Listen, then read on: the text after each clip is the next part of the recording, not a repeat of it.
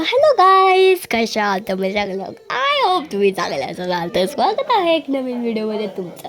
तर गाईज, आजच्या माझ्या व्लॉगची सुरुवात रस्त्यावरून झाली होती.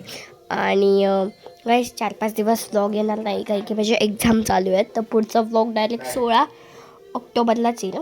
आणि नंतर मी ठरवलं, माझा इतका भंगार झालेला सगळा खराब झालेला कप्पा आवरायचा.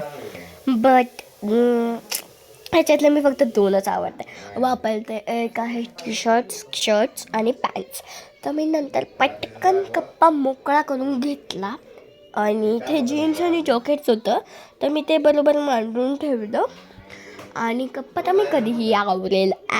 पण मला खूप जोराची भूक लागली होती, तर म्हणून मी खाल्ला pizza. I love pizza very much.